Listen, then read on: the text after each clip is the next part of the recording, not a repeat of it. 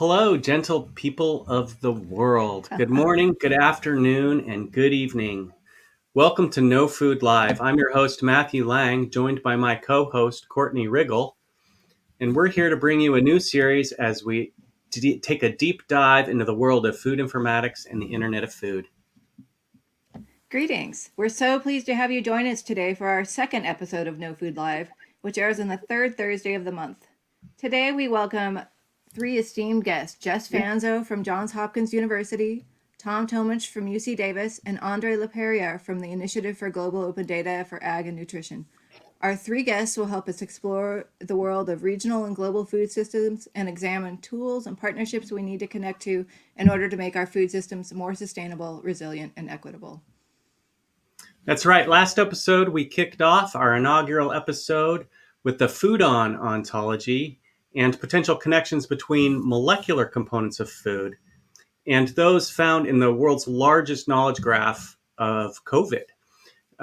As our program moves forward this year, we're going to take a look at all aspects of food and food systems informatics, from knowledge graphs for food, to Internet of Things for food, to ontologies and semantic web components necessary to link datasets up, down, and across value chains and food systems.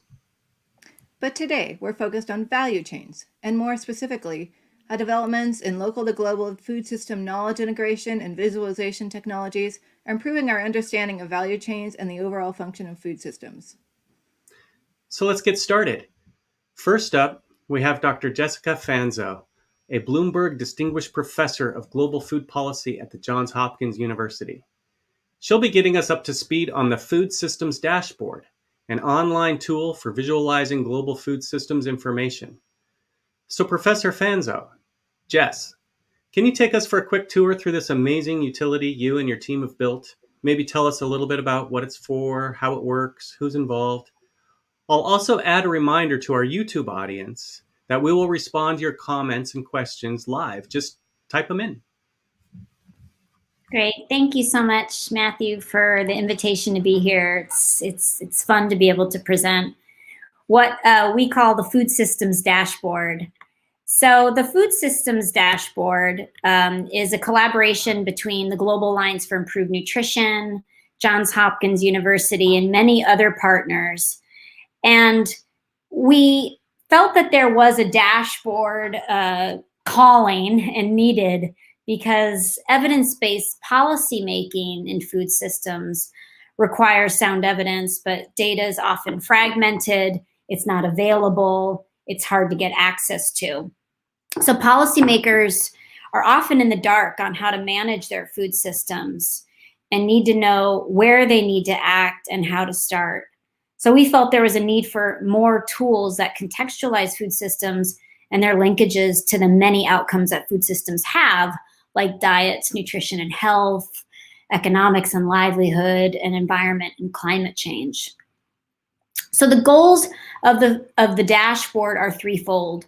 One is to describe food systems, so improve understanding of national food systems, enable stakeholders to compare food systems across country, what we call our second D, diagnose. So how are countries performing on their food systems? And the third D, decide, suggest priority areas for action to improve food systems. So we call it the 3 Ds of the dashboard. So here's the platform. And there's many ways to enter the food systems dashboard, but the major ways are through a compare and analyze tool, a pretty sophisticated mapping tool where you can look at any kind of indicator in many different graphic ways. Or we have country profiles, which are basically a dashboard, a snapshot of a country's food system. The dashboard houses over 200 indicators that measure elements of food systems, drivers, and outcomes. We have indicators across food supply chains, food environments, diet intake, drivers of food system change, and we're capturing more and more indicators every few months. And these indicators are cutting across almost every country in the world. And I'm sorry, this is such a complex graph, but this is a food system and the many elements of food systems. You have supply chains, food environments, people and their own individual factors. And on the yellow, on the very far right, are the different outcomes of food systems. Along the top, these boxes, these green boxes, are drivers of food systems, often external to food systems, but really influencing food system change, like climate change, urbanization, population pressure. And what we've done is we've mapped data across this entire framework, hence why there's over 200 indicators across almost every country. So some of our experiences in building the dashboard, there was many trials and tribulations in doing this. It started in 2018 and we launched the dashboard in June of 2020. And what we found is that a lot of data on food systems exists at the national level. It's very hard to find data at the subnational level or even city level across countries. So there's a real need to increase the availability, including collection and analysis of subnational data, because food systems within a country are diverse, they're heterogeneous. So what a food system looks like in a southern part of a country versus a northern part, in the city versus a rural part, are very different. We fully haven't achieved what we call the S of the food systems dashboard, the systems piece. We don't show all the interconnections of these 200 plus indicators, how they negatively and positively feed back on each other, and what are some of the trade-offs. If you emphasize one area of the food system, what does it mean for other areas? And we're starting to do some machine learning to better build the systems dynamics of the dashboard, but it'll take a bit of time. And we don't really project out these indicators. We don't show what these indicators will look like into the future. And that's hard to do. It requires a lot of modeling, a lot of sophisticated scenario building.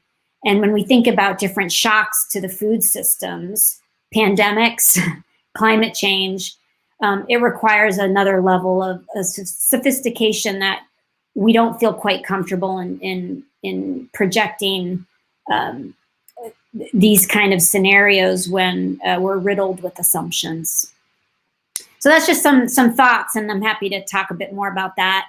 But right now we're opening and collaborating with more partner organizations that are collecting food systems data. We're curating and maintaining the dashboard, but adding new data as it emerges. This week we've added about 25 indicators on environment and climate as it relates to food systems. We're doing diagnostic performance features where we are looking at benchmarking and thresholds of indicators to mark where are countries performing on food systems. Are they on or off track? And we're adding some policy actions that would link that diagnostics to specific policy actions. And we're doing a lot of country pilots. We've done one in Senegal and Ethiopia with a few more coming up. And we hope that this dashboard becomes a tool for the 2021 UN Food Systems Summit that will happen at the end of this year. And why do we want that? Well, we feel that there's a real need to strengthen accountability. Governments will be coming to the summit to make commitments, but how do we track those commitments? Ensure that governments and all of the other food system actors are being held to account. And we hope that the dashboard provides some of that accountability science. And I'll end there. Thank you. Thank you, Jessica. There clearly has been a huge effort in building this dashboard and continue to be your dream for what the dashboard system will eventually be able to do as it evolved, and what would be the most critical functionality to kind of layer in as the next piece of this system?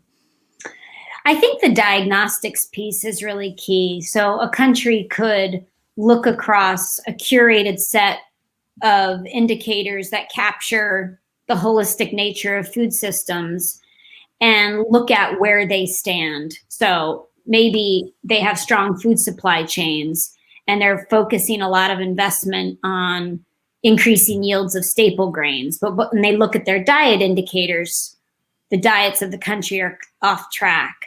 So what the diagnostics would allow countries to do is see where they're doing well, where they're not doing well, and where they could potentially invest. So that's our big push right now, is to create more dynamism around these indicators through better performance metrics and easy visualizations to be able to look at that. So that's our big push.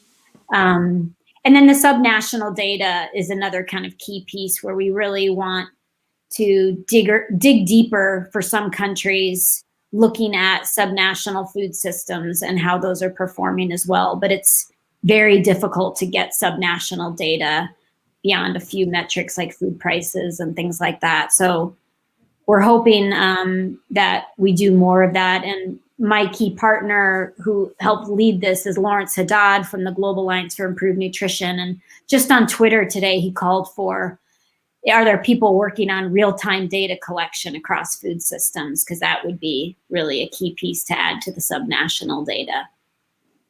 Yeah, definitely. Thank you, Jessica.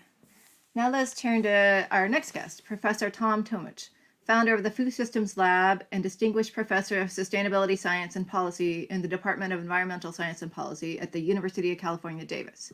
Professor Tomich, Tom, your current work focuses on developing smart and connected regional food sheds. So kind of that piece that Jessica was just talking about, building knowledge graphs and ontologies to better understand these systems. Can you elaborate for our audience the goal of this work, what these ontologies are, and well, what is a food shed? And full disclosure, I actually work with Tom as part of this research team at the Food Systems Lab, and I promised to only ask him really tough questions. Thanks. Go ahead, Tom. Thank you, Courtney. Well, we in this community, a lot of us know each other. I've known Jess and Andre, and we know Andrew, and I know Lawrence. I'm a big fan of the Food Systems dashboard, and I find it inspiring what they've achieved. Jess rightly emphasized the challenges of the S in Food System Dashboard, the systems part.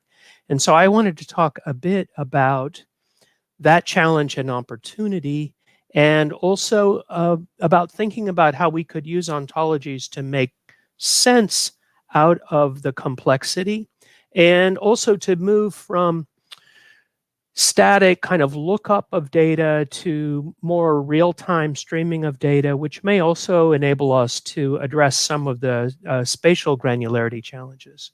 But at the Food Systems Lab and with our colleagues at Ohio State, we're kind of writing and rewriting what we call our food system problem statement all the time. This is the COVID-19 edition. It's from the last year, but COVID-19 pandemic exposed shocking vulnerabilities in the US food system and also globally. But it wasn't just the pandemic. There's climate change and fires, floods, and droughts, racial and economic inequality in the United States, and profound polarization, including rural and urban. All of those, what I think Jess referred to as drivers or states, affect the food system, and the food system also affects them. And I want to mention, there aren't any black swans here in the Taleb sense. I mean, we forget about these things, but we should know that they can happen and we need to think about them. There are many interactions. Each of these things involves winners and losers. There are differing beliefs and values that affect people's perceptions of problems. And in fact, each of these and the food system problem itself is a wicked problem in that people don't always agree, in fact, don't agree that on what the parameters of the problem are. So I thought I'd start with something very basic, which is, what do we mean by the food system? And I want to emphasize a duality here, that we tend to think about food system as sets of activities, but food systems also are sets of relationships that interact and jointly determine what, how much, by what method, and for whom food is produced and distributed. That's the OECD definition that goes back quite a few years, but I think it has the advantage of emphasizing the relationships. So if we look at, this is how I think food value chains or supply chains, which is the theme of this session, are usually talked about, focusing on the activities. The backbone of this is the supply chain and kind of a linear conceptualization. We've extended it to include human well-being within what we call lifescapes. So that's society, culture, economy, outcomes in terms of human well-being for health, nutrition, happiness, flavor, taste. We also have added a bit to this, adding the resource base that is necessary to support production and distribution. And increasingly, there's recognition of the waste streams that occur at each part. And there's a little bit of circularity that's put into this figure that shows some of the flows, resources through the food chain and then waste into resources. So that's starting to get some of the basics, but it's complex. As Jess has already suggested, there's nonlinearities and interdependencies across many things. We're talking about coupled self-organizing systems. Society is the socio-cultural system is self-organizing. The biosphere is self-organizing. We don't engineer them, and so we can be surprised. There also are emergent properties. So scale is important. Things that are decisions made at the field level can be expressed at the regional, national, and even global level. And there's no clear line of sight linking these interventions with these huge impacts. So it's not surprising that there's confusion about cause and effect. To add more, results are context dependent. This is something that's distinctive to food and agriculture in many ways. California is very different production environment than Sweden or the African Sahel. And Jess mentioned 200 or 300 indicators. We tracked down, well, we kind of stopped at about 3,000. And you can see that that's an actual picture of the food system on the southeast corner of this slide. That's way too complex to be useful. So part of the informatics or the computational challenge is to build in relationships that make that much more tractable. But I also want to bring in the relationship part, that cooperation is needed across many people, organizations, and scales to actually cause positive change. So this is an old slide for our food systems lab, and here at UC Davis, it's what our depiction of the activity-related identities in food system relationships. And people are taken aback by this. Notice that it's just a list, though. There's not really any sophisticated information in this other than a list of nouns. And there are added aspects that have to do with race, identity, gender, urban, rural, geographic region, socioeconomic status, age, that are also key considerations. So if we take the relationships part of the food system seriously, there also are information challenges and opportunities that we can tackle with informatics, with ontologies. And here are three hypotheses that we're developing around these actors and relationships. One is that we really need to invest in social capital to improve food system outcomes for people on the planet. The second is that diversity, both social and cultural diversity, are important to include to spur innovation. You know, this is actually quite well established in agricultural development and farming systems research, that it's as simple as including farmers and including diverse farmers, like women farmers, in the process of innovation and discovery.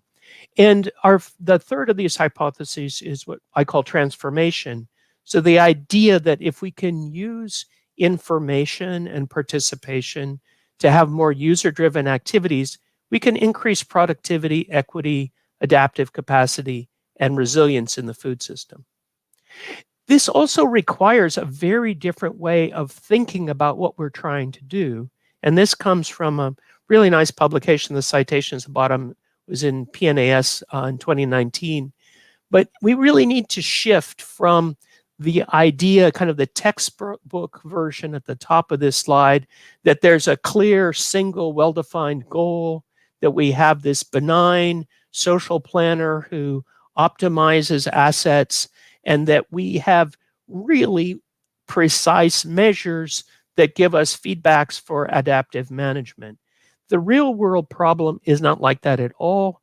On the left-hand side of the lower panel, you see the planetary boundaries, or kind of donut depiction. There are contested perspectives about each of those goals. So it's not like there's a unified planner. It's more like a negotiation process and a politically messy process. Decision-making about implementation also involves diverse actors and creates its own social dilemmas and political dilemmas.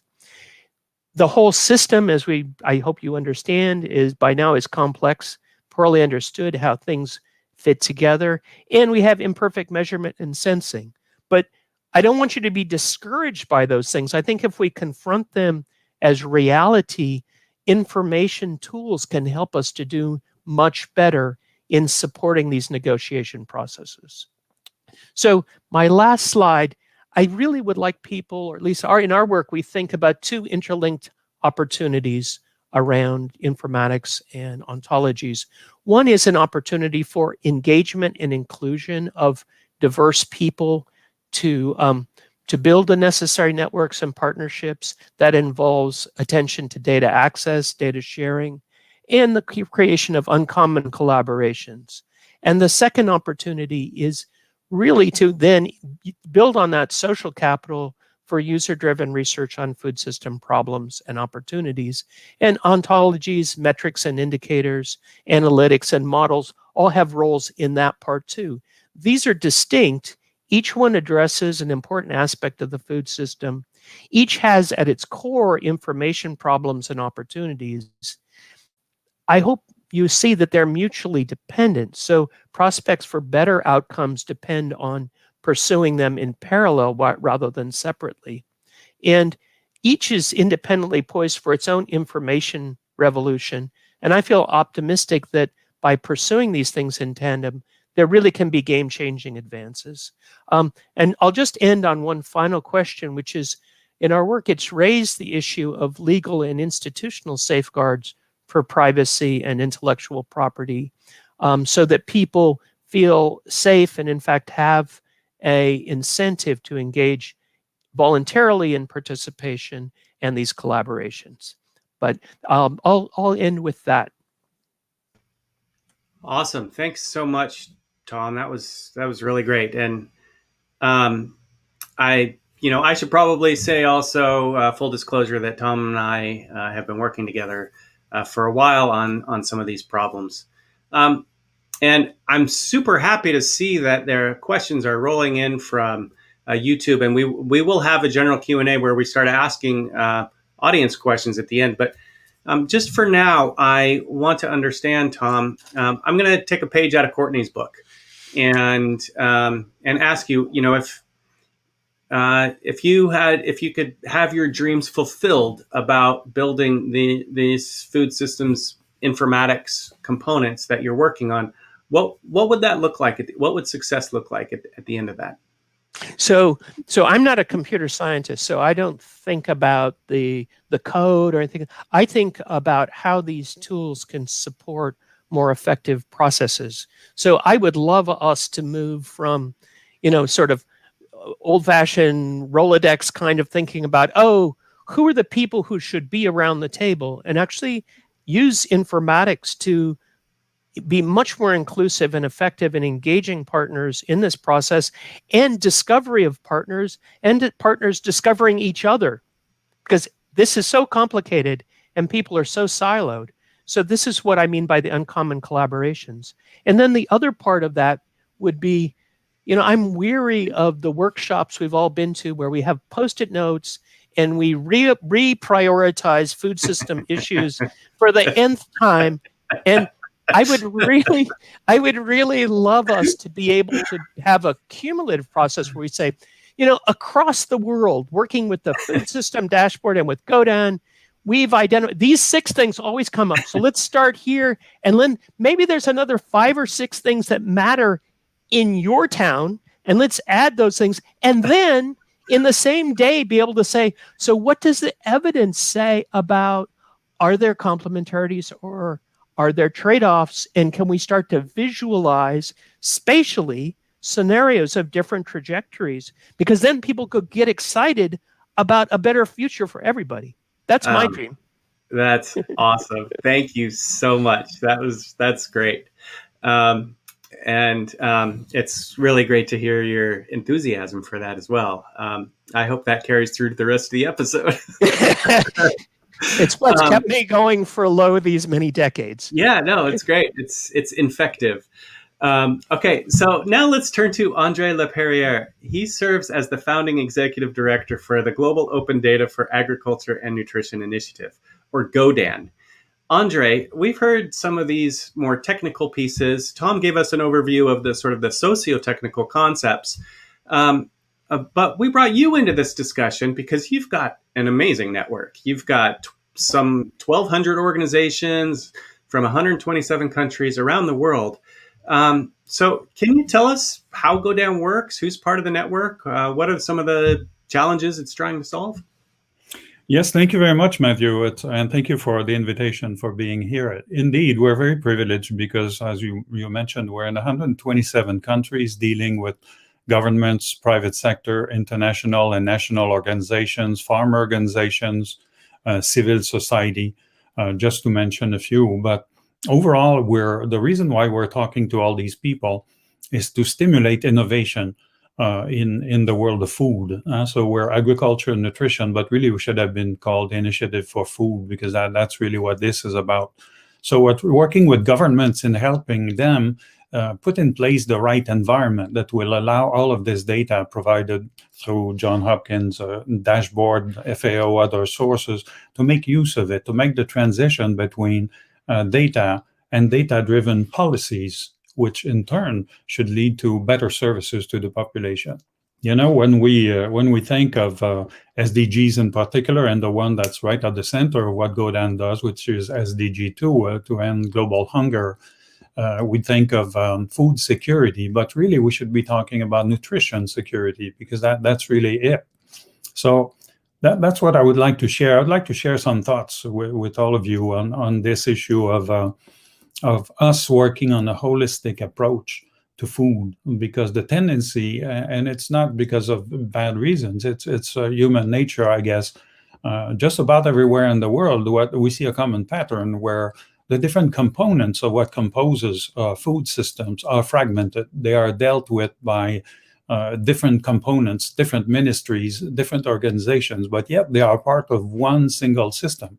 I'm thinking now of human nutrition is here, animal nutrition is over there, agriculture, food production is over here, food consumption is over there, consumers, transport, trade, standards, chemicals, all of these elements that compose the systems are too often dealt with by different people that don't necessarily talk to each other, so therefore struggle to develop a holistic approach to food systems, with the consequences being that the systems are maybe not as reliant and not as efficient as they should be. And sometimes also when we operate on partial information or fragmented information, we may operate based on assumptions that may not be totally correct or might lead to unforeseen consequences. So I would like to just share with you a few of those to give you some examples of this. But the one that came to my mind listening to what was said earlier, it was related to the COVID-19, which was an awakening for many, because that's where we saw a lot of disruptions in food systems, which is an expression that many, if not most people, never heard of before. Disruptions in food systems was an alien concept. But just two visible examples from the US and the UK in particular. In the US, we think often of meat processing plants, because as we know, there has been a problem when COVID started and a lot of workers became ill. Suddenly, production of meat went down. So as a result of that, you ended up with shortages of meat in different parts of the country, or certain cuts at least, while at the same time, a lot of the meat that should have been processed, sold, and consumed had to be thrown away. In the UK, they had many problems also, one of which was with fresh fruits, because suddenly there weren't enough seasonal workers to come and pick them up. And when there was, the outlets that would normally absorb them, stores and restaurants and other places, they were closed. So you see that this reflects the interdependence of the different components of the food systems. Now let's talk about general assumptions. Here is one. It's not an assumption, it's a fact, but there's assumptions arising from that. These are the red and the green lines aim at food security. It's based on the GAP index. Basically, what we know is that the world population is increasing quite rapidly until hopefully it will level off at some point. But between the beginning of this century and 2050, we often hear that during these 50 years, the world has to produce 60% more food than it used to before, which is mathematically a problem considering the limitations we have on fresh water and etc. But just this basic statement is also not quite accurate. What we need is not necessarily to produce 60% more food. We need to make the food that can be produced, one, be more nutritive, and second, be at the right time at the right place. So that's really it. But still, just focusing on the production side of things, what the green line shows there is what is required to make sure that everybody is fed sufficiently worldwide. And the red line is the current production trends. And what we can see is that the gap is increasing. So that means, strictly speaking, in terms of producing food, if we continue to produce food the way we do now, and maybe with all the inefficiencies that we have and the food losses, the gap will increase. So that means that in places like low-income countries, which are on the right side of the screen, there's a risk that hunger would increase. So therefore, that the progress that was made under the MDGs in the last couple of decades in particular could even be lost. So, but that's only one angle to it. There's more than that. Here's another angle. When we think of, and it has to do with this perceived balance, which is also a misconception between environment and food production or agriculture in particular. When we think of, let's say, in Africa in particular, because that's one of maybe the continent that has the greatest potential in terms of increasing food production, we tend to think about slash and burn methods, which is used in many parts of the world because farmers can't afford fertilizers and other products, so their way to produce is basically to cut and burn part of the forest and then plant there for a little while. But that's a misconception. Most of the increase in terms of food production, at least let's say for grain, which is one of the main sources of food worldwide in Africa, most of the potential does not come at all from land expansion or slash and burn or at the expense of the environment. On the left side, for instance, you see that right now, Africa is producing about 320 million tons of grains every year. Its potential, which you see on the right side, is around 815 million tons. So it's 155% more than what it's producing now.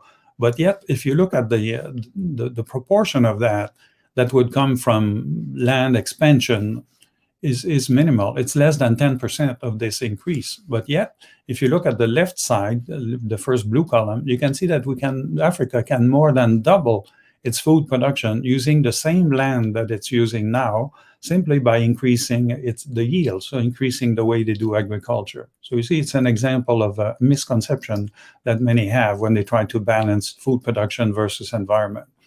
Now, how do we know that? Well, we know that because there's a wealth of data that's available nowadays. And indeed, our colleague from Johns Hopkins was a reflection of that in her presentation. But this here on the screen is a result of a survey we did a couple of years ago. When we tried to see, talking especially to those involved in food, what kind of data do you think is most important for you in terms of improving the way we generate food for the world?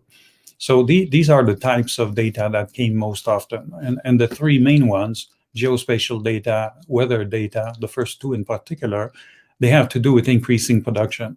only the third position, you suddenly have market and price data. So suddenly we evolve beyond just producing more food, but we look at other components of food systems. But you see, this is only one. It's in third position, and there's nothing about nutrition there. So an illustration of that. This also is another, wouldn't say misconception, but another reflection of the partial view that many leaders have on food production and what could be done to improve it. I just refer to the slash and burn method that's used in many places, because the cost of fertilizers is out of reach for many people in the less fortunate countries.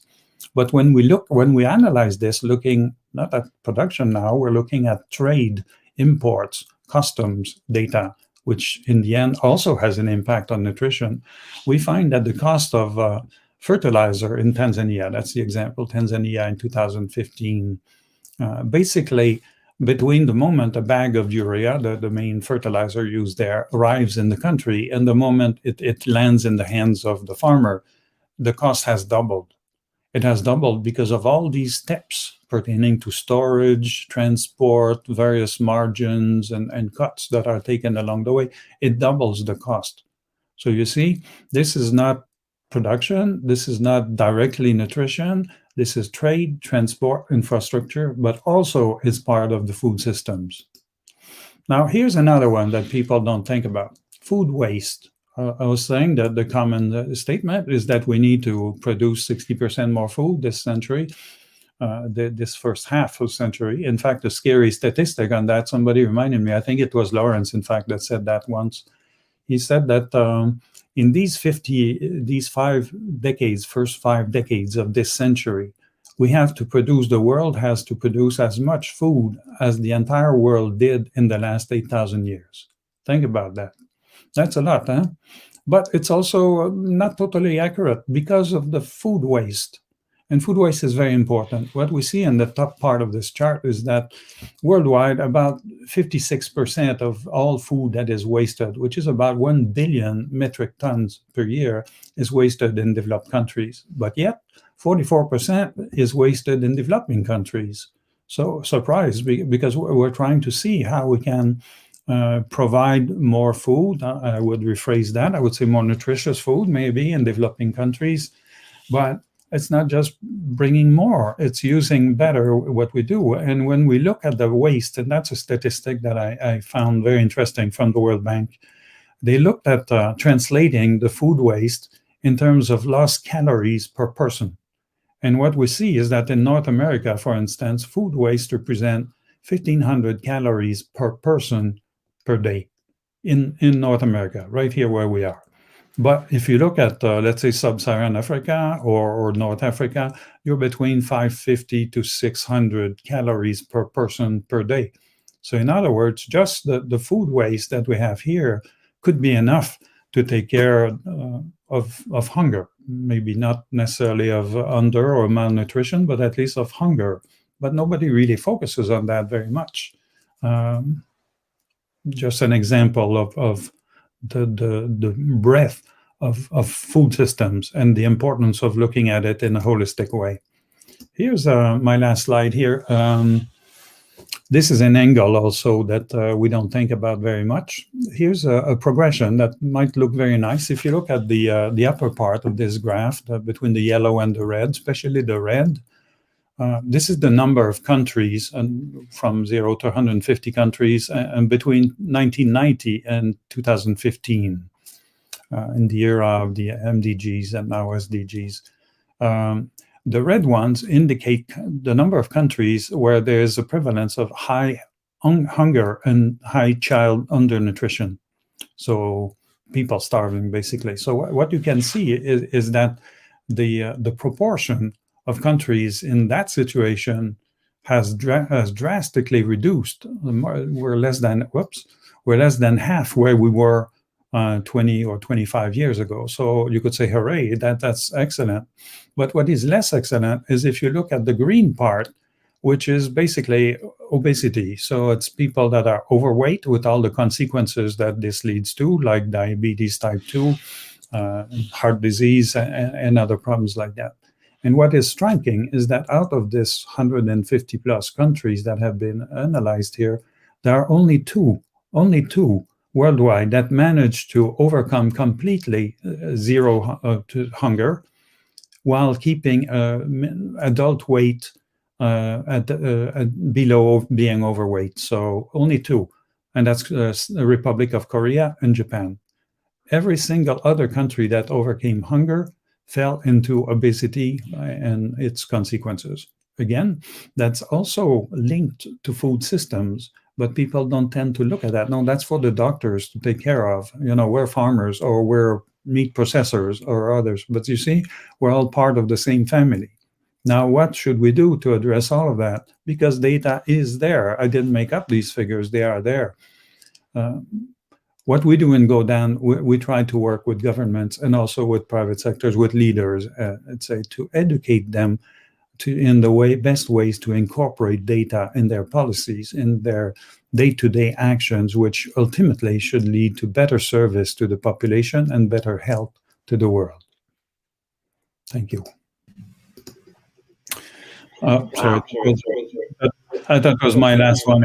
In fact, this was the last one. But what that shows is it's a representation basically of the food systems. But the key part is that on the left side, it's food that people want and that they're willing to pay for, that they're used to eat maybe, which may not necessarily be what is best for them. And on the right is all this data that we have, and all this capacity that we have to generate better food, to have it at a better time, at the right place, at the right time, for as long as we can steer the demand to in turn influence the production, so that the food system becomes a true holistic ecosystem. Yeah. Thank you. That was my I wonder if we could hold. Okay, never mind. It's okay. So actually, great. Can our producer put that slide back?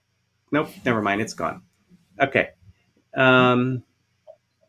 Perfect. We're both on the screen now, Andre, with your last slide, and I'm just looking at it. Yeah, it's fine the way it is. You don't have to change anything.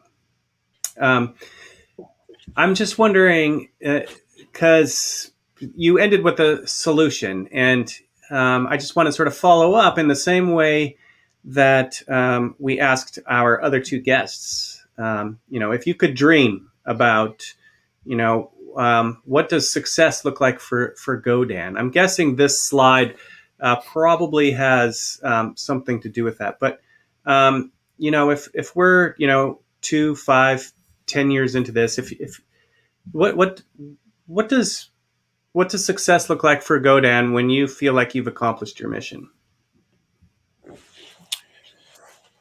Because the angle we take is very much data oriented. Success for us is when governments, and especially in countries which suffer most from malnutrition, and that's not just developing countries, that's also to some extent developed countries too, when they incorporate a more holistic approach to data in their policies. And one of the ways to do that is through the implementation, the development, I'm not sure what the right word is, but the constitution of a national nutrition entity that will tap into these and provide this kind of knowledge service to the various ministries, entities, leaders, companies that are involved in one way or another in food systems, leading to better nutrition for people. So ultimately, at the end of that is the improvement in the nutrition of our populations is really what the ultimate goal is. But our first step is to make sure that we now move towards data-driven policies. That's really what will lead to that. Great. Awesome. Thanks. Courtney, I guess we've got some questions from the audience here. Yeah, I think we do. We have quite a few rolling in, but let me start out with a question to pose to everybody. And I guess, Tom, we'll start with you for this one. So looking at the work you're doing, who do you see as your key audience, and how do you incentivize their participation? Yeah. So there are multiple audiences. It's the big graphic with all the ellipses on it. We see farmers and ranchers as being key participants, and there are some there's some wins for them in the sense that here in California we have a huge amount of regulation, and there's a lot of paperwork in being a farmer, and I see these information systems as a way of streamlining those, uh, managing the data that they have to supply to various sources in a way that gets it off of the paper and more into electronic form. It will help them with compliance with various kind of proprietary standards for sustainability or resilience or humane treatment of animals. And it can actually be a platform for their own branding around regenerative agriculture, sustainability, resilience. However, a lot of our farmers are, for reasons that I totally understand, really worried about appropriation of their data and information. And some of them actually actively opt out of these kinds of things because of that IP and property rights. Then there's a whole other part which I could go into, a different consideration, which is food policy councils at the municipal and regional level, people who are trying to address issues of access to food, especially during COVID-19. We saw, I guess what I would say about the COVID-19 is whether it's access to food or supply chain issues. Andre mentioned the meat processing or even landscape effects. COVID-19, the silver lining is that it cast a bright light on a lot of vulnerabilities that have been there a long time. And we have a basis for discussing those, including the food system workers are essential and we need to treat them better. So that I could go on and on, Courtney, but maybe I'll just leave it at that. Okay, great. Thanks, Tom. Jessica, how about you? Who do you see as your audience, and how you hope to engage them? Yeah, it's a good question. I think we have multiple audiences. I think when we had designed the dashboard, we really wanted it to be those who are making decisions about food systems in the countries where they work. So those who are involved in policy decision making. But I think, more and more the reality is that a lot of researchers go to our food systems and want to download the data, which is great and fine. So we see it as several stakeholders. So those working in decision making around food systems in countries, but the UN, multilateral organizations, and researchers and academics. We want it to be a dashboard for everyone, and that's why we've simplified a lot of the visualizations. You can go to a lot of other dashboards and you open up the screen and it's a Tableau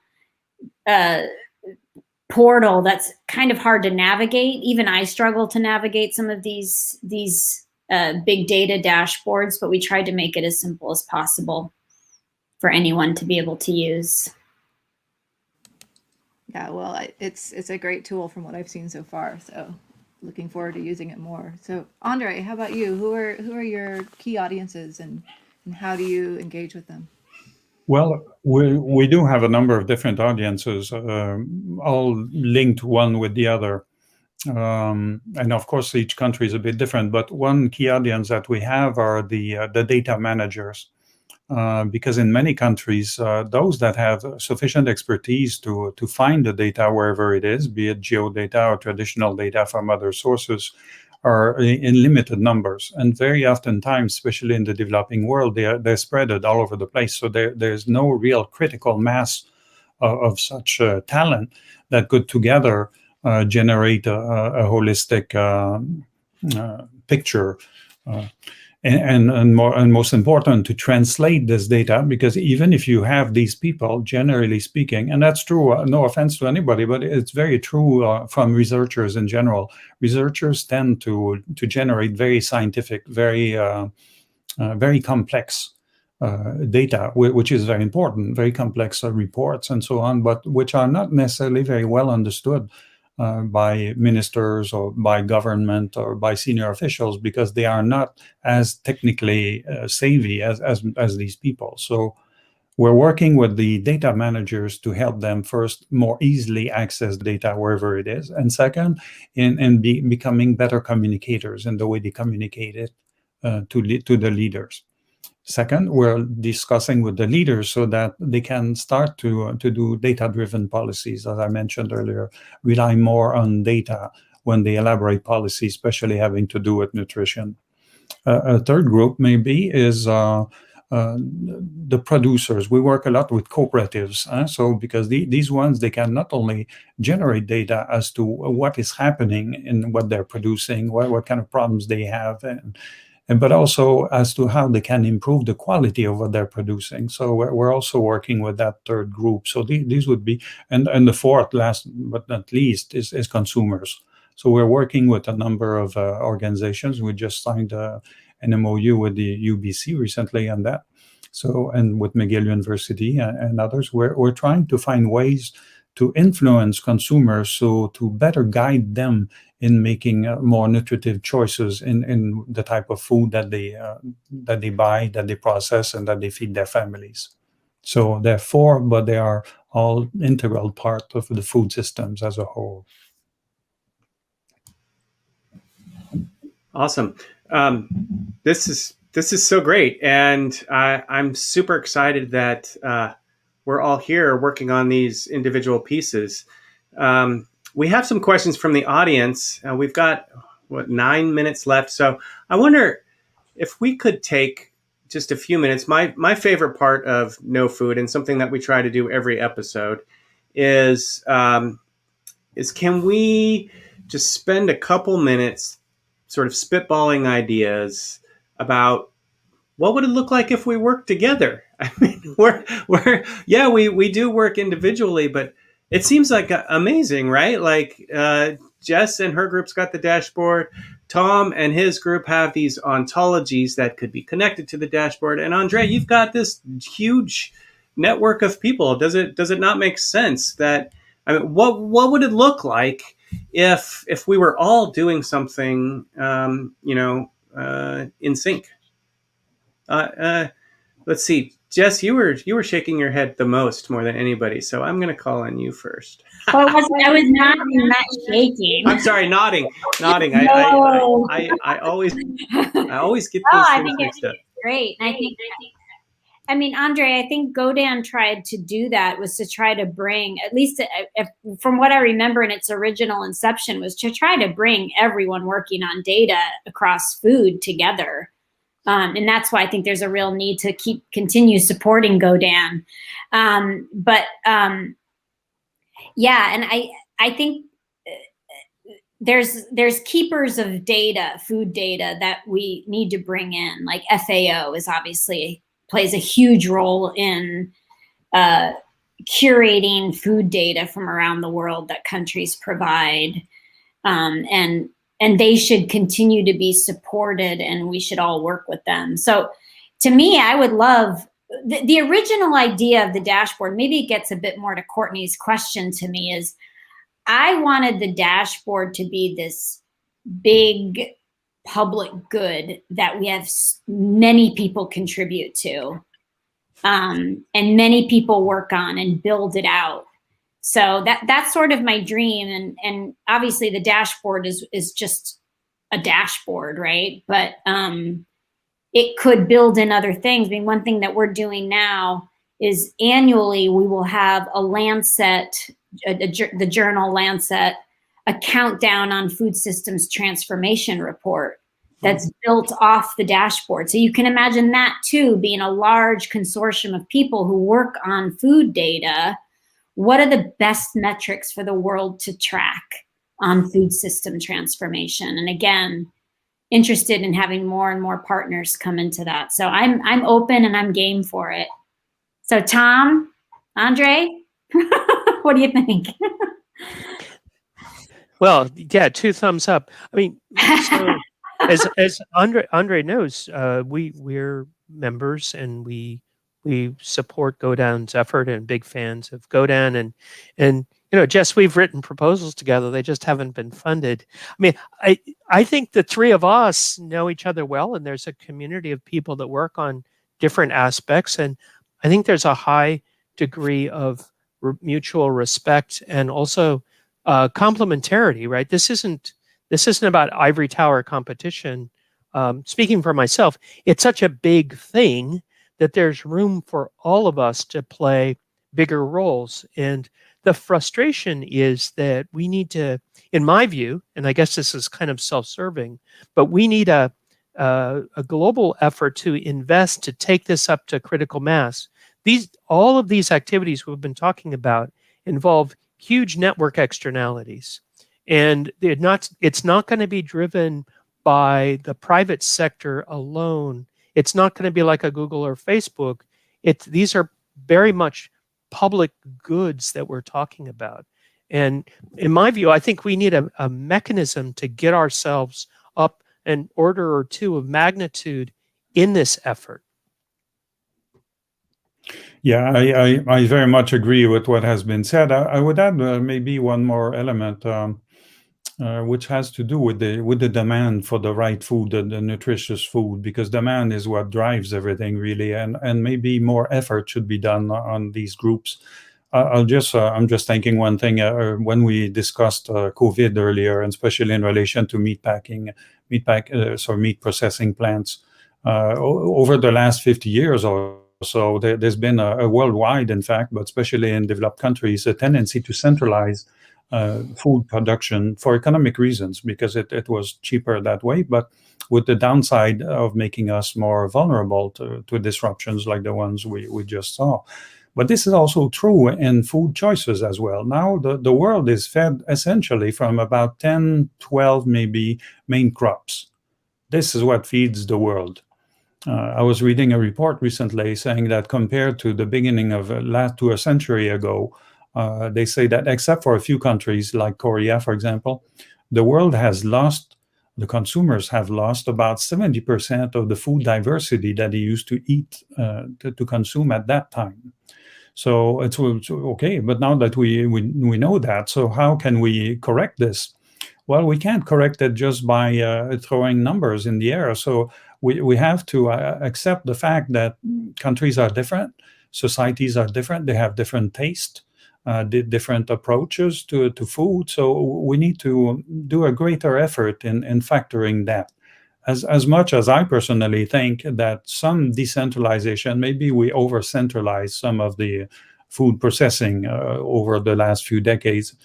Probably in the next few years, some years, there'll be a reverse movement, not fully, but there'll be a certain amount of decentralization. So in terms of food choices, I see the same too. I see some efforts also in people trying to put on the table again, or in front of people, types of food that sometimes have been always available, but we have stopped consuming for all kinds of commercial and other reasons. So that's certainly a direction in which the world should go, and we're going to contribute to that. Yeah.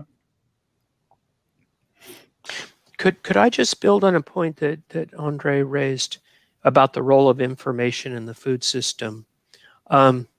There are cases of win-wins, of better information leading to better outcomes. I think we also have to recognize that there's real concentrations of power, both economic and political power in the food system. And while there are economies of scale and scope in processing and marketing, those tend to be self-reinforcing through concentration of political power. So we shouldn't expect just to open up information and people say, oh my gosh, we didn't realize we became really powerful and rich from the system, and we're going to stop doing it that way. And that's where I think one of the fundamental questions I mentioned in terms of intellectual property and privacy is the question about transparency, traceability, trust, and who owns the data, who has access to the data. And I don't want to over dramatize, but I think there is a struggle going forward all of us are very much in the open data kind of sphere, but there's a lot more resources going into privatization of these data and monetization of these data. And I think that whichever way it breaks is going to be decisive for the food system that we have in the future. Yeah, I agree.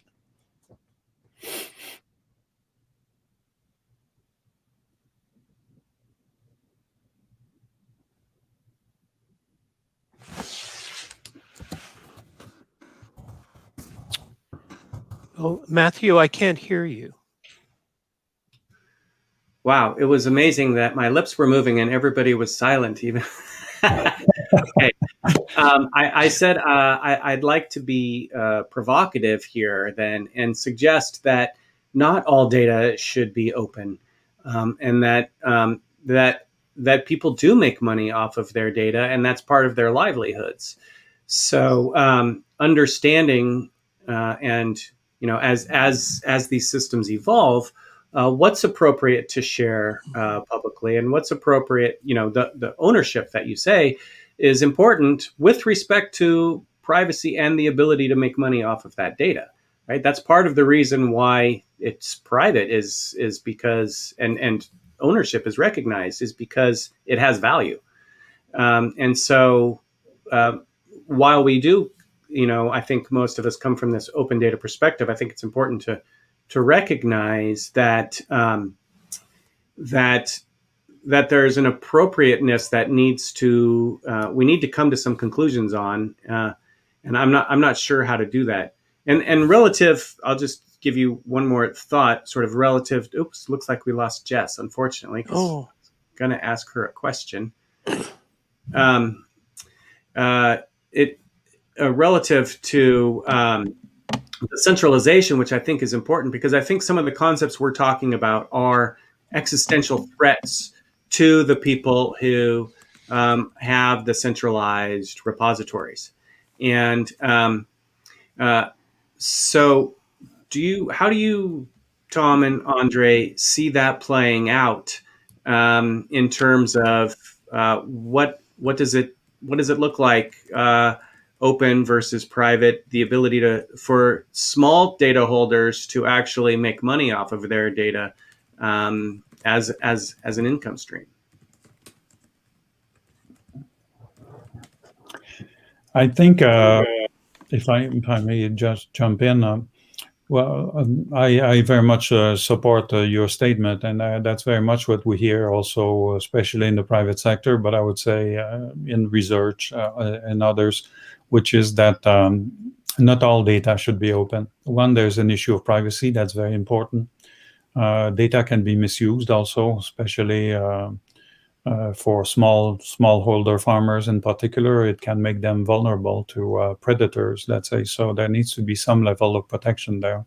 However, some of their data, they would gain themselves very much by making it open, making it clearer, easier to access them as part of a greater market. It opens marketing or sales opportunities for them, business opportunities, if they make their products better known, for example. When we talk about open data, oftentimes there's a confusion. People fear open data because they think, oh, it means that I need to open all my books and all my secrets, my commercial secrets are going to be disclosed. And that's not really the purpose at all. And it's not necessary. A win-win situation. Sometimes I quote this app. There's an app developed by, there are tons of apps, but there's one app developed by one of our partners, which uses image recognition to identify infestations, insects or plants that are invasive species. So if you're a farmer somewhere and you suddenly have this insect that's eating all your crops and nobody knows what it is, with your phone, using that app, you can take a picture of that insect, and then in a split second, this picture is compared to millions of other records, and in no time, it tells you exactly what the insect is, what it does, and how to get rid of it. Now, and that uses artificial intelligence, and of course, there's a machinery around that to make sure that this data flows, that is updated, and so on. But to make this happen and this service worthwhile, it has to be financially sustainable. And the way they make it sustainable is that the company who owns that app, among the solutions to get rid of that insect, they also sell products that can help you get rid of it. But you as a consumer, be it a farmer or whoever, you don't need to buy that product. You can buy another one, or maybe use some other traditional method now that you know who your enemy is. So you see, I use this as a win-win example of facilitating the flow of data, but having in mind a sustainable model, because that's really the difficult part with open data, because nothing is free in life. So when you open data, you generate some costs. So there has to be a return for it. And the return should be not at the detriment of someone, but it should be a win-win situation for the consumer and whoever's behind this data management. Do we have time to just for another thought on that, Matthew? I'd say one last thought because we're Okay. over. So I was just going to say, I think we have to go back to first principles. These are new kinds of questions, and people take for granted, say, property rights in land.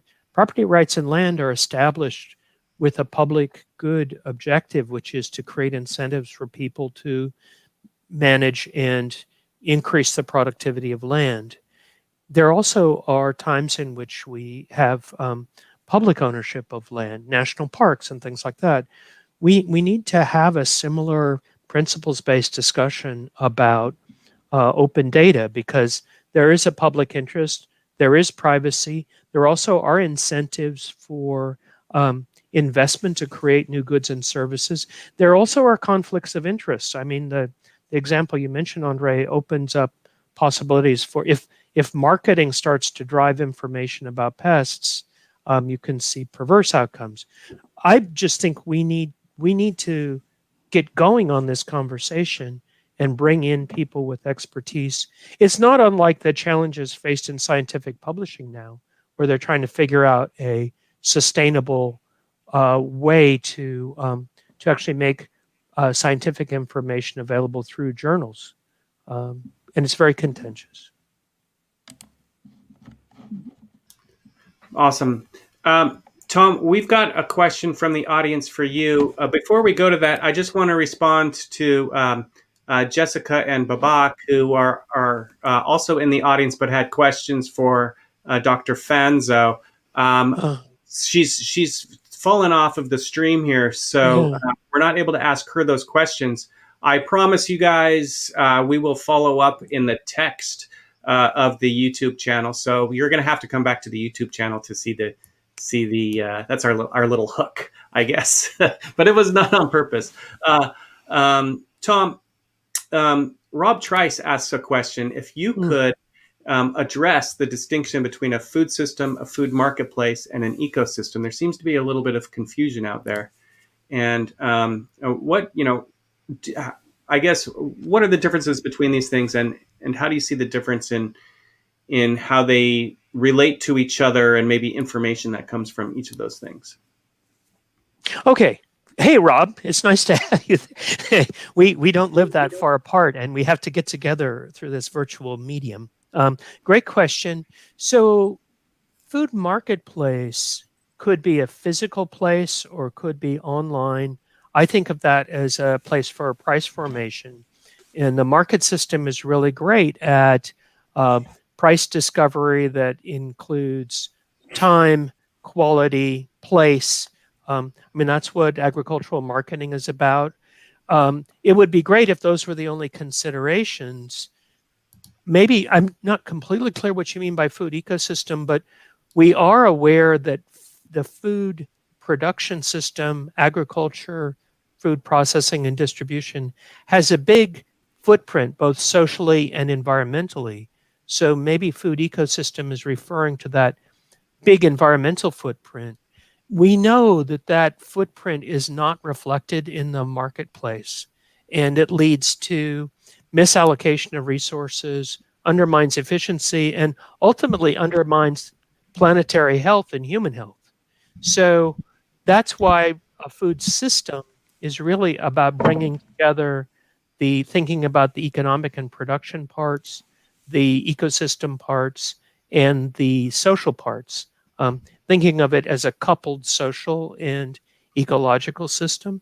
And that's easy to say and much harder to do. That's the task that many of us in this conversation have laid out. So, Rob, I hope that answers your question. Well, thank you, everybody. This has been such a great discussion, and I'm sure we actually have a lot more questions that we want to get to, and it sounds like a whole nother episode on data privacy that we need to focus on in the future. But unfortunately, we're out of time for today. So thank you, Tom and Andre and Jessica, for joining us today. Really interesting, exciting conversation. Before we close, though, we would like to invite everyone here in our audience to join us for our next No Food conversation, which will take place on the third Thursday in March, which is March 18th. March's show is No SWAF, or for Semantic Web of Food, and we'll look into efforts focused on alignment and interoperability of food and environmental data. So more on the same theme, but a different aspect of it.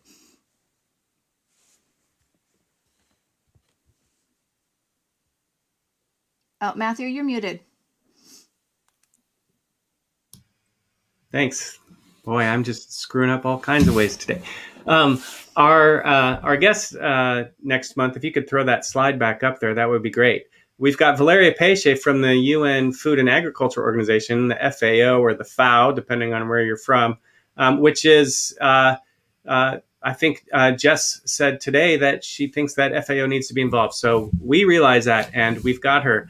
We've got Meta Devare from CGIAR and the International Food Policy Research, and Rob Trice will be joining us. You just saw his question come up today from the Mixing Bowl Hub and Better Food Ventures, and he's going to be talking about their initiative for interoperable data to enhance agriculture.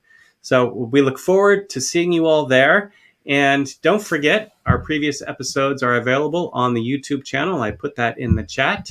And if you like what you're doing, what we're doing here, then just hit the subscribe button down below and stay in the know. Bye-bye. Bye, everybody. Thank you. Bye.